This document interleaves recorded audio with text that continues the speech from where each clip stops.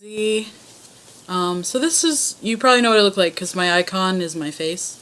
But I agreed to do this voice recording thing, and it was like a month ago and I forgot. So I'm gonna do it now. And Tumblr, I really doubt that I did this on an audio recording, and Tumblr wouldn't let it wouldn't upload to Tumblr. Like, that wasn't even an option.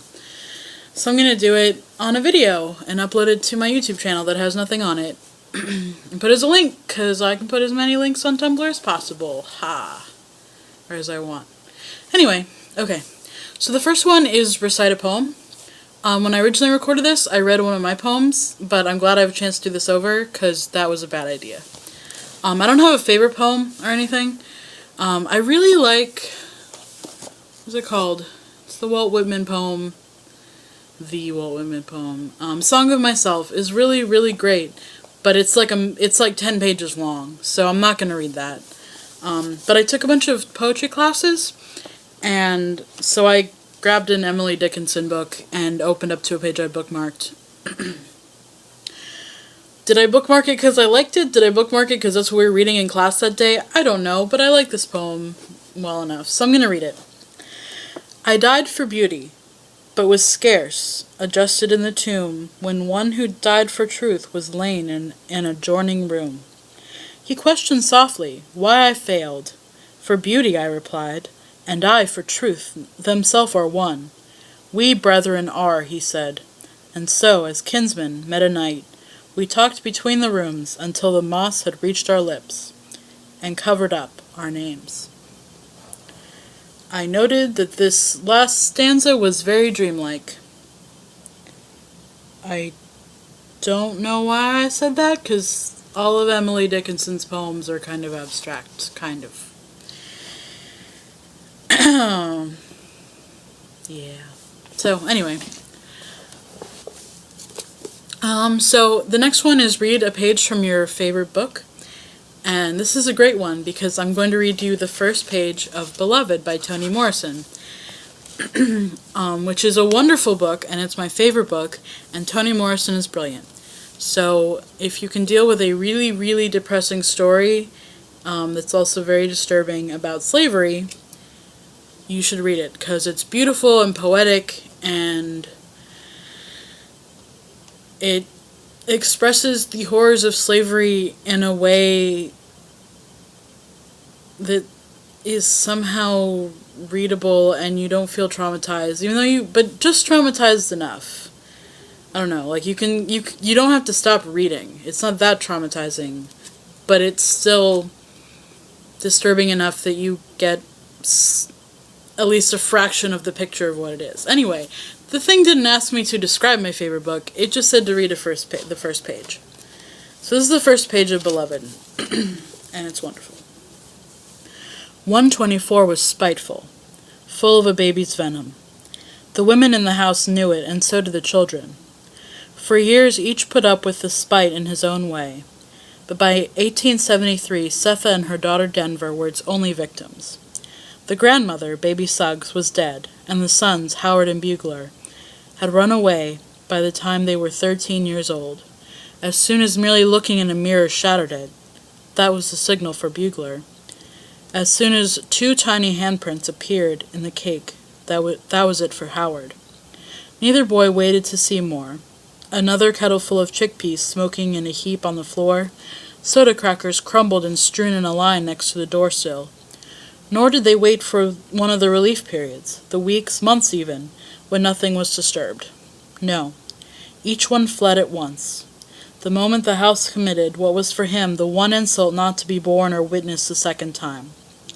Within 2 months, in the dead of winter, leaving their grandmother, baby Suggs, Setha, their mother, and their little sister Denver, all by themselves in the gray and white house on Bluestone Road. It didn't have a number then, because Cincinnati didn't stretch that far. In fact, Ohio had been calling itself a state only 70 years, when first one brother, then the next, stuffed quilt packing into his hat, snatched up his shoes, and crept away from the lively spite the house felt for them. Beloved by Toni Morrison. It's really, really good. I'm serious. Okay, so the next one is read the blurb on your shampoo bottle, which is ridiculous after reading a page of Toni Morrison. But I'm going to do it anyway. So this is my giant shampoo bottle because my dad works at a salon and buys giant fancy salon shampoo in bulk because I guess he gets a discount. So this says, and this is a salon shampoo, so it sounds even more full of bullshit than like Walmart shampoo. ISO's Triactive technology helps restore hair to its optimum condition. This advanced yet gentle moisturizing shampoo contains Solar Seal 3 to preserve hair color and prevent fading. Apply to wet hair, lather, massage, and rinse. Follow with ISO Color Preserve Condition. No one in this house has dyed hair. My mother did. But she hasn't been here for over a year. This shampoo is probably several years old. My family is ridiculous. It doesn't feel gross though, unlike this other shampoo we had. Anyway, so that's the blurb. Do a tongue twister. She sells seashells by the seashore. Say something in a different language. J'adore mes amis. That means I love my friends in French. Share an anecdote. Okay. So, when I was in high school, I went to Baltimore on this field trip with a program I was doing, and we had all kind of split up, and I went to the mall with this other girl, and we got, she got a funnel cake, and we were on our way back to meet up with the others, and she stopped because this guy was handing out flyers on the street, and I don't know what you're supposed to do, but it was to help deaf people, and maybe there was a website or something, but, I don't like taking things from people on the street, so I didn't take one. But she took one, maybe two, and she took it back to the group of people. And so that was what was on her mind when our Canadian friend, who we just blamed everything weird he did on being Canadian, so that's why that's relevant, said, "Where did you get that?" And so she was thinking of the flyer and said, "From that guy on the street over there." And he was talking about the funnel cake, and there were no funnel cake vendors anywhere near us. So he freaked out, because you can't get those from people on the street. That's dangerous. And she was like, "What are you talking about? It's a piece of paper." But she just looked at him weird. She didn't say that. And he was like, "That funnel cake, the powdered sugar on it could be covered with cocaine. It could be cocaine instead of sugar." And we all just kind of looked at him like, no. No one puts that much cocaine on a funnel cake and hands it to teenagers on this. Anyway, so we made fun of him a lot for that. I don't remember a lot of things, so that is my anecdote that I remember. Yeah. Do the rains in Spain stay mainly on the plain?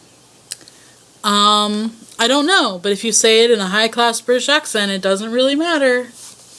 Yeah. Summarize the last film, TV episode you watched. Oh, goody. I watched the most disturbing movie of my life last night. So you should skip forward like 30 seconds if you don't want to hear about suicide, murder, online sex. I don't know. Anyway. Masochism. Anyways, 30 seconds. Just give me 30 seconds.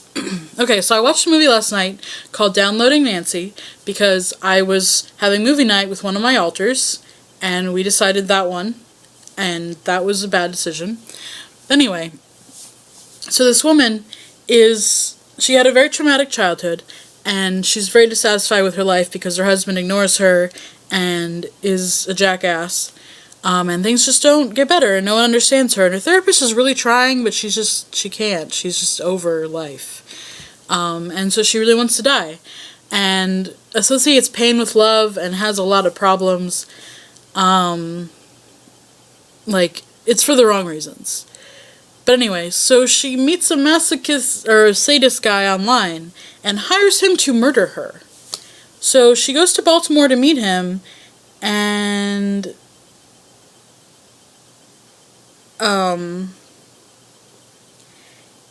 I just realized this is more than 30 seconds, so I don't know what to do about that. Keep skipping forward? I don't, Anyway, she goes to meet him in Baltimore and tells her husband she's going to stay with friends, and she,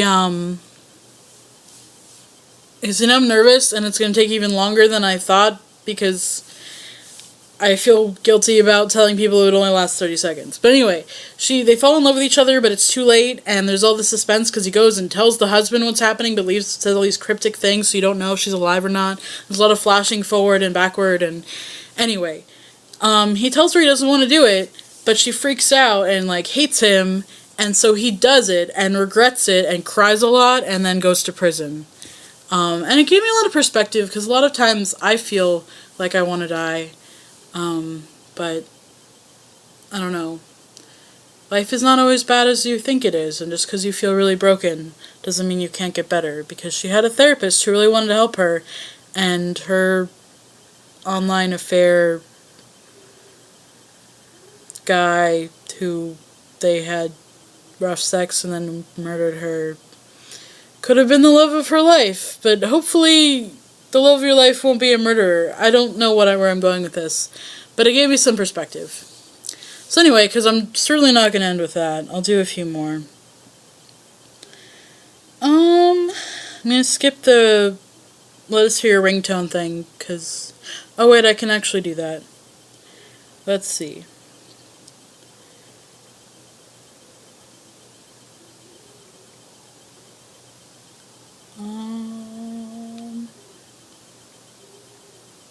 It's this. It's like the default ringtone on my phone. I don't know why I haven't changed it. I like it. It's fine. Okay.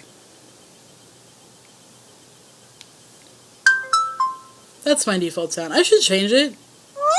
Maybe to that. I love that one. It's so ridiculous. That's cool. I'll leave it with that one. Okay. I was not actually going to play all of them. I don't know what I'm doing. Tell a joke. This is my favorite joke of all time. How many friend-zoned guys does it take to screw in a light bulb? None, because no matter how many there are, they'll just look at it and be nice to it and then complain when it won't screw. Yeah, I think that's a great joke, because those guys are asshats. What did you have to eat today? A microwave pot pie, which was kind of gross, and a salami sandwich. And I should have eaten way more today, but I didn't. Talk about something that really scares you. Prison really scares me. Like, that's my worst fear. And watching Orange is the New Black is really hard for me, but it's really good, and so I keep watching it. And then I start, like, counting down the episodes. I'm like, okay, only 4 episodes left. I only have to deal with this for, like, 4 more hours. Because I want to have watched it, but I don't want to watch it. I'm really scared of prison. Because, I don't know, I had a very restrictive childhood. I didn't, like, get out of the house very much. And I just spent all my time with my mother and a television. And it was just, no. So the idea of being trapped and I literally cannot leave ever because someone will tackle me if I try, and nothing will ever save me, is just really, really horrifying. So I'm never going to be, like, a very active activist, because I'm not ever going to jail. I don't want to ever, ever, ever go to jail. Even jail, not prison. Like, no. So yeah. Talk about something that makes me happy. Bunnies! If you follow my blog, you know that, because I post like 20 bunnies a day. So much that I made a side blog about bunnies, so I'd stop spamming everyone with bunnies. But some people liked being spammed with bunnies, so I let them follow that blog. And also makes me feel better about life, because bunnies are so great. Okay. What's wrong with me? What is your favorite word? Okay, so the rest of these are from inside the actor's studio, and I love it. My favorite word is delicious, because it sounds as Wonderful and delicious is what it means. What is your least favorite word? Crusty, because it also sounds exactly like it is. Like what it means. What turns you on? I don't know.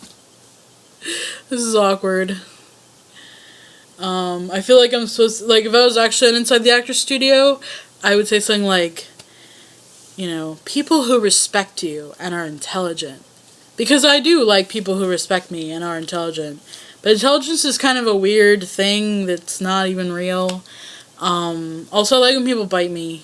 So, sorry if you didn't want to know that. But I like when people bite me. What are your turn-offs? Or what turns you off?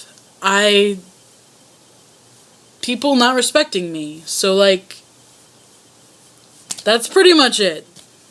Like, everything else just doesn't particularly turn me on. Also, like, daddy doms are creepy as hell, and I don't know. Yeah. So, yeah. I could have gone at more length about either of those, but I figured you guys didn't all want to hear about what I like with sex. What sound or noise do you love? The laughter of my friends. Yes. And, like, happy animal sounds. And rain. I like the sound of rain. Okay, that's enough. What sound or... Oh, okay. Good, I don't have to do one that I hate. Because that's fire alarms, like everyone else. Oh, wait, I do have to do that one. Why can't I read? Yeah, fire alarms. Fire alarms are a horrible sound.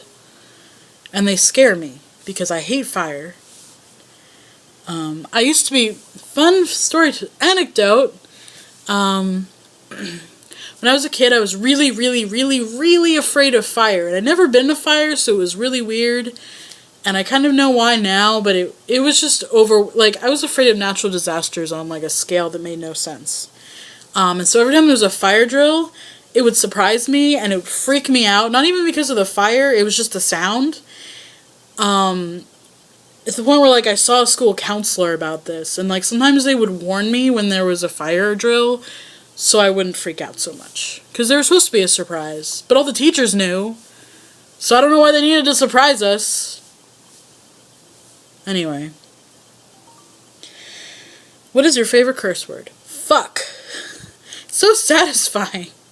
It used to be damn, because it was, like, not as bad as fuck, but not, like, it was still intense. But now I just like to say fuck a lot, because I'm an adult, and no one's gonna stop me.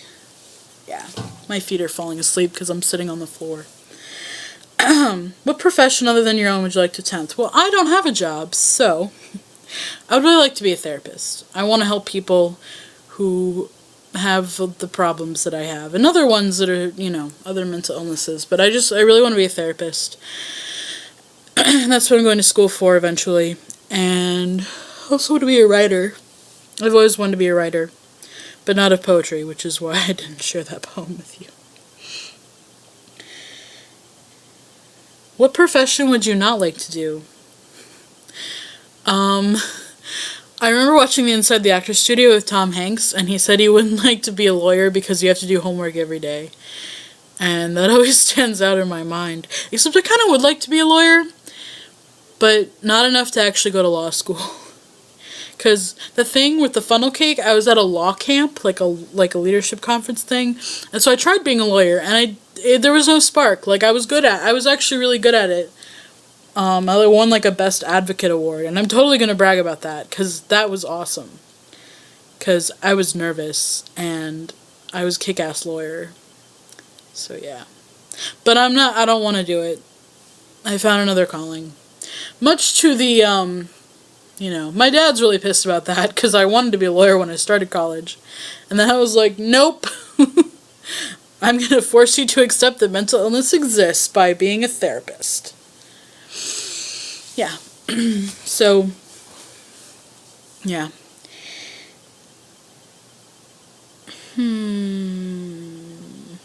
Oh, I never actually answered. What do I not want to do?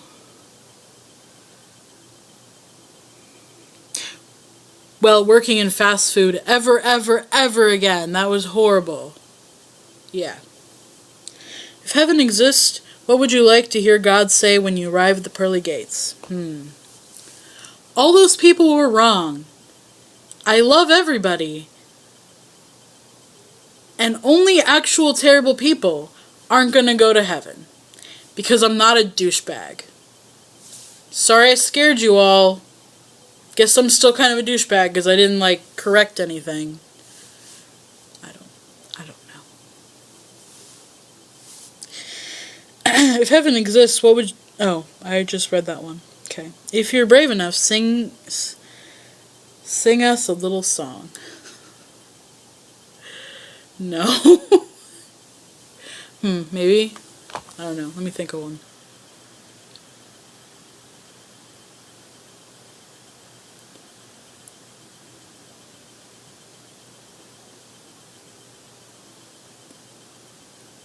I prepared all the first ones, but I didn't prepare this far because I didn't think I would actually do the whole thing.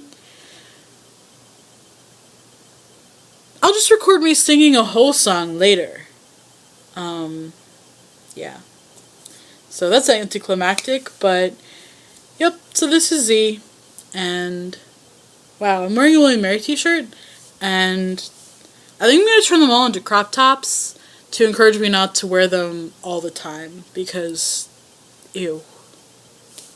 But I need more shirts before I do that, because, a third of my wardrobe is William Mary shirts, because they were really cheap, somehow, and that's depressing.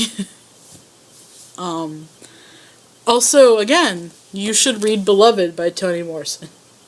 And I'll end with that. Thanks for watching this, guys. Bye!